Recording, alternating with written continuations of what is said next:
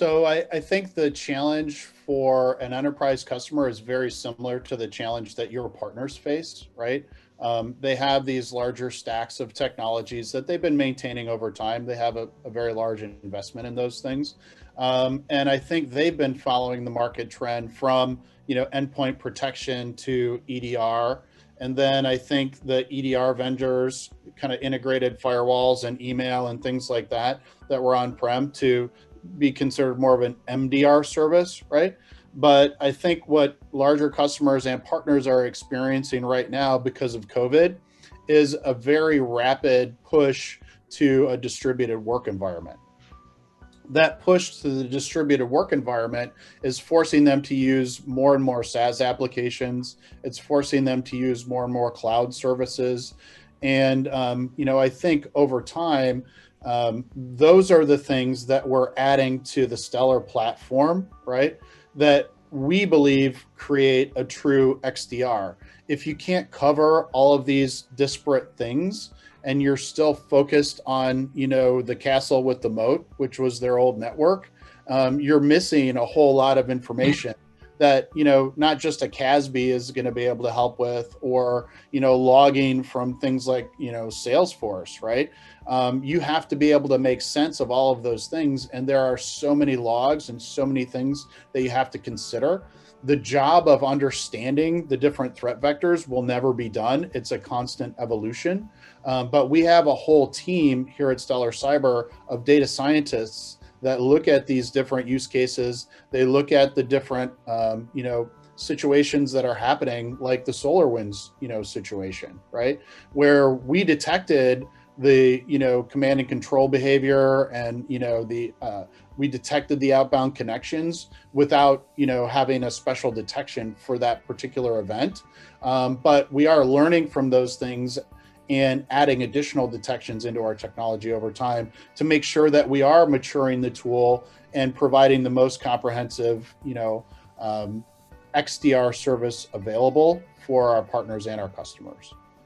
I think there's a couple really important things in there too, and one of the unique advantages that our Overwatch platform brings when we talk about those capabilities that the platform has inherently built into it is taking it to the next level by having many tenants in our system and looking at many businesses' networks all simultaneously.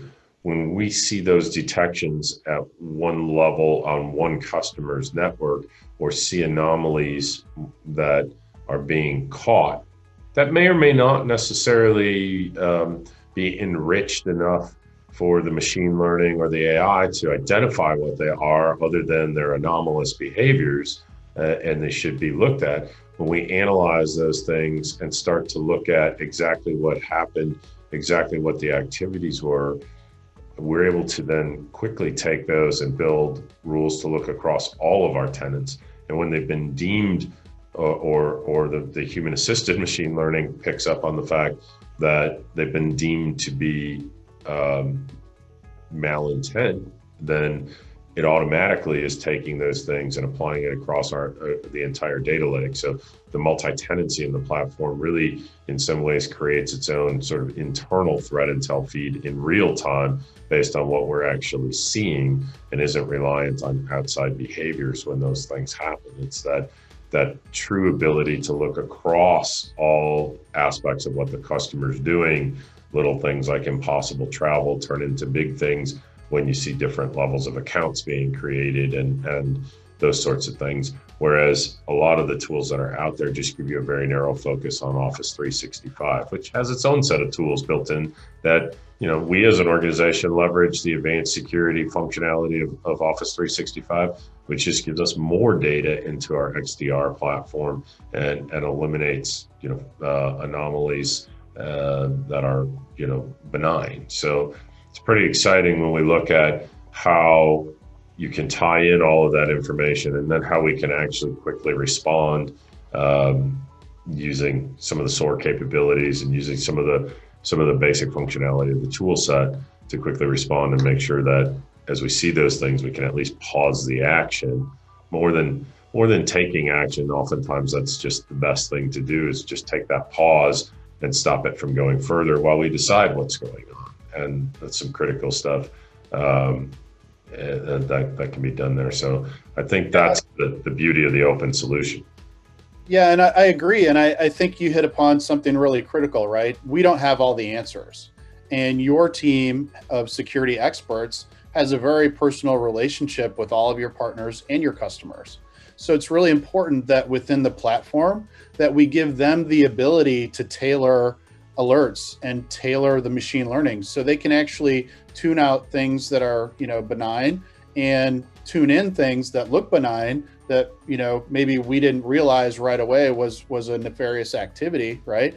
But your team does, because they know the customer, they know the environment, and they know what's important. So I think a critical feature to our machine learning is that it's not just a black box. It can be tuned by your team, maintained over time. We give you the ability to create, custom rules, or if you're onboarding a customer with a SIM, right, you can emulate those rules in our tool until they get comfortable with the machine learning and see that it's more accurate and has a higher efficacy than rules do, because rules are either on or off. They either are or they aren't. But machine learning looks at very slight variations, and today's attackers know that, and they know that SIMs have a really hard time if they just slightly change a tactic or a threat to be able to evade, other technologies. And I think that's one of the reasons, that when we give your team that power, they can find those things, and to your point, they can instrument a response via playbook very quickly.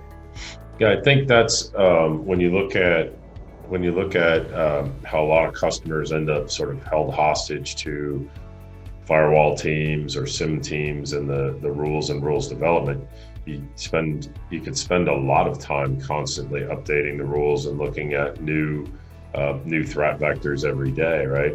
One of the things that's really interesting, some of the built-in functionality, just the machine learning IDS portion, and the ability to dynamically change rules in a firewall without having any human intervention. When you see things that are everyday common, bad IP addresses and things like that are common things you would want to block, to be able to do those things dynamically instead of having somebody hanging out, watching it, looking at, reading an alert, realizing that they need to make that change, to be able to do those things on the fly gives us a huge advantage and allows us to spend more time on the things that merit investigation. And that's one of the biggest differences we see. Our partners who maybe investigated doing their own SOC because they have a NOC and they thought, well, I can have my NOC guys do that, and then realizing how much investigation and how much additional knowledge you need to have about security goes into running SOC personnel, and some of the significant differences. So while we rely, for our partners, there's a really interesting value proposition, which is they know that customer's network. They are the experts in that customer's network. That's not something that we're ever going to be to that customer. We're here to provide the security context and to share with them what we saw and what we believe it means. And that's really important.